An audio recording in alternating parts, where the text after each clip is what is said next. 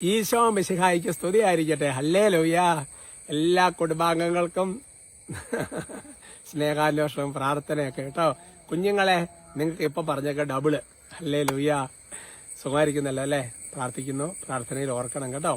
എല്ലാത്തിനും നന്ദിയുണ്ട്, സ്നേഹമുണ്ട് കേട്ടോ. പ്രിയമുള്ള സഹോദരങ്ങളെ, ഇന്ന് പ്രത്യേകിച്ച് നമ്മൾ നന്മ പറഞ്ഞെന്ന് ചൊല്ലി നമ്മുടെ മീഡിയ വഴിയുള്ള ശുശ്രൂഷകൾക്ക് വേണ്ടി നമുക്ക് പ്രാർത്ഥിക്കാം.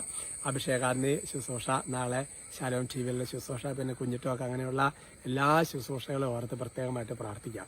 ഇവരുടെ എല്ലാം ഈ പ്രാവശ്യത്തെ അഭിഷേകാന്തി നിങ്ങൾ കാണുന്നത് നല്ലതായിരിക്കും കേട്ടോ. അതിനകത്ത് ഞാനെടുത്ത വിഷയം ചാടി കയറി വാക്ക് കൊടുക്കരുതെന്നുള്ളതാണ്. ചാടി കയറി വാക്ക് കൊടുത്ത വിവരം അറിയും. അപ്പം അതുകൊണ്ട് എല്ലാവരും ഒന്ന് കേട്ടോ അത് കേട്ടോ, ഉപകാരപ്പെടും. നമുക്ക് ഒരു നന്മറിഞ്ഞ് ചൊല്ലി ഈ മീഡിയ വഴി ശുശ്രൂഷകൾക്ക് വേണ്ടി പ്രത്യേകമായിട്ട് പ്രാർത്ഥിക്കാം. നന്മ നിറഞ്ഞ മറിയമേ സ്വസ്തി, കർത്താവ് അങ്ങയോട് കൂടെ സ്ത്രീകളിൽ അങ്ങ് അനുഗ്രഹിക്കപ്പെട്ടവളാവുന്നു. അങ്ങയുടെ ഉദരത്തിന് ഫലമായി ഈശോ അനുഗ്രഹിക്കപ്പെട്ടവനാവുന്നു. പരിശുദ്ധ മറിയമ്മേ തമ്പുരാന്റെ അമ്മേ, പാപികളായ ഞങ്ങൾക്ക് വേണ്ടി ഇപ്പോഴും ഞങ്ങളുടെ മരണസമയത്തും തമ്പുരാനോട് അപേക്ഷിച്ചു കൊള്ളണമേ. അമേൻ.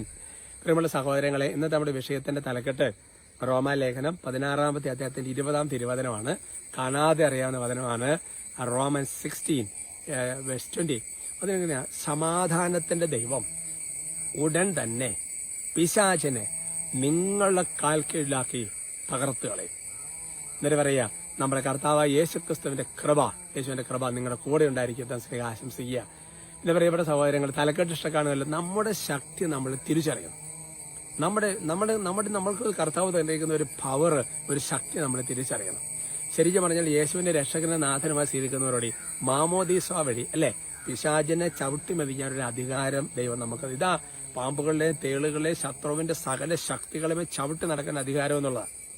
ഓക്കെ, ഉദാഹരണം വലിയ ഒരു പൊസഷൻ പോലെയുള്ളതൊക്കെ പുരോഹിതർക്കായിരിക്കും ചിലർക്ക് ബന്ധിക്കാൻ അനുവാദമൊക്കെ, അത് സഭയുടേതായ കർത്താവ് പറഞ്ഞിരിക്കുന്ന മാനദണ്ഡം അനുസരിച്ച് പല കാര്യങ്ങളുണ്ട്. എന്നാൽ എന്റെ പ്രിയപ്പെട്ട സഹോദരങ്ങളെ, ശരിക്കും പറഞ്ഞു കഴിഞ്ഞാൽ നമുക്ക് ശരിക്കും പിശാചിനെ തോൽപ്പിക്കാനുള്ള കീഴ്പ്പെടുത്താനുള്ള ശക്തി നമുക്ക് ദൈവം തന്നിട്ടുണ്ട്. പിശാച് മാക്സിമം സംഗതി ഉണ്ടാക്കുന്ന ഒരു പ്രലോഭനമാണ്. പ്രലോഭനത്തെ അതിജീവിക്കാൻ വേണ്ട ശക്തി ദൈവം തരുമെന്ന് ദൈവവചനം പറഞ്ഞിട്ടില്ലേ? നിങ്ങളുടെ ഉള്ളിലുള്ളവൻ പുറമേ ഉള്ളവനേക്കാൾ ശക്തനാണ്. ഉള്ളിലുള്ളതാരാ? ഈശോയാണ് അല്ലേ? പരിശുദ്ധാത്മാവാണ്. നമ്മുടെ ആത്മാവിൽ ദൈവാത്മാവ് വസിക്കുന്നുണ്ട്. പുറത്തുള്ളത് പിശാചാണ് അല്ലേ? അപ്പൊ അതുകൊണ്ട് എന്റെ പ്രിയപ്പെട്ട സഹോദരങ്ങളെ, പുറമേ നിന്ന് വരുന്ന ഒന്നിനെ നിന്നെ അശുദ്ധനാക്കാൻ സാധിക്കുകയാണെന്നാണ്. ഉള്ളിൽ പ്രശ്നം ഉണ്ടെങ്കിൽ പിന്നെ പറഞ്ഞിട്ട് കാര്യമില്ല. അപ്പൊ അതുകൊണ്ട് ഞാൻ പറഞ്ഞു വരുന്നതെന്ന് വെച്ചാൽ, നമ്മളിങ്ങനെ ഈ പിശാചിനെ ഭയപ്പെട്ടും അങ്ങനെയൊന്നല്ലേ, ദൈവത്തെ അല്ലേ ഭയപ്പെടേണ്ടത്, വേറെ ഒന്നിനെ ഭയപ്പെടരുന്ന ബൈബിളിൽ പറഞ്ഞിരിക്കുന്നത് അല്ലേ? അതുകൊണ്ട് നമുക്ക് നമ്മുടെ ഒരു പവറും ഒരു ശക്തിയൊക്കെ നമ്മൾ നിങ്ങൾ ഓർക്കുക. ഒന്ന്, നമ്മൾ നല്ല വിശുദ്ധിയിലാണ്. രണ്ടാമത്തെ കാര്യം, ദൈവവുമായിട്ട് നല്ലൊരു സ്നേഹബന്ധം നമ്മുടെ ഹൃദയത്തിലുണ്ട്. മൂന്നാം, നമ്മുടെ ജീവിതത്തിൽ നല്ലൊരു പ്രാർത്ഥനാ ജീവിതം നമ്മുടെ ജീവിതത്തിലുണ്ടോ, അതൊക്കെ നമ്മൾ നോക്കേണ്ടതാണ്.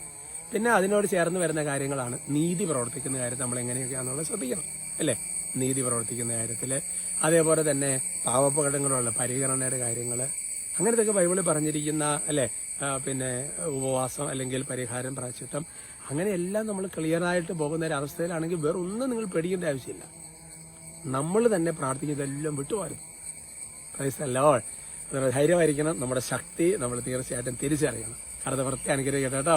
നമുക്ക് സ്തുതിക്കാം. Hallelujah, hallelujah, hallelujah, hallelujah. ഈശോയെ കർത്താവെ സ്തുതിക്കുന്നു, ആരാധിക്കുന്നു, നന്ദി പറയുന്നു, മഹത്വപ്പെടുത്തുന്നു. Hallelujah, hallelujah, hallelujah. ഈശോയെ ആരാധന, ഈശോയെ ആരാധന. കർത്താവെ സ്തുതിക്കുന്നു, കർത്താവെ ആരാധിക്കുന്നു, കർത്താവെ മഹത്വപ്പെടുത്തുന്നു. ആരാധന, ആരാധന, ആരാധന, ആരാധന, ആരാധന. കർത്താവെ ആരാധന, കർത്താവെ ആരാധന. പരിശുദ്ധാത്മാവെ ആരാധന, ആരാധന, ആരാധന, ആരാധന. കർത്താവെ ആരാധന. പരിശുദ്ധാത്മാവെ നന്ദി, നന്ദി, നന്ദി, നന്ദി, നന്ദി. ആരാധന, ആരാധന, ആരാധന, ആരാധന, ആരാധന, ആരാധന, ആരാധന. കർത്താവെ സ്തുതിക്കുന്നു, സ്തുതിക്കുന്നു. കർത്താവെ വലിയ പരിശുദ്ധാത്മ ശക്തി കൊണ്ടപ്പോൾ ഓരോരുത്തരുടെ ഹൃദയം ഇപ്പം നിറയട്ടെ എന്ന് പ്രാർത്ഥിക്കുന്നു. കർത്താവെ നാളത്തെ അഭിഷേകം കാണുമ്പോൾ നിങ്ങൾക്ക് വലിയൊരു ദൈവാനുഗ്രഹം ഉണ്ടാകട്ടെ എന്ന് പ്രാർത്ഥിക്കുന്നു. കർത്താവായ ദൈവമേ, മീഡിയയിലുള്ള ശുശ്രൂഷകൾ കാണുന്ന എല്ലാവർക്കും അനുഗ്രഹമായി മാറട്ടെ ഞങ്ങൾ ഒരുപോലെ സ്തുതിക്കുന്ന കർത്താവെ, അനുഗ്രഹിക്കുന്ന കർത്താവ്, പ്രാർത്ഥിക്കുന്ന കർത്താവെ. ഓ കർത്താവായ ദൈവമേ, കുടുംബങ്ങളെ, വ്യക്തികളെ, നിയോഗങ്ങളെ ആശീർവദിക്കുന്നു.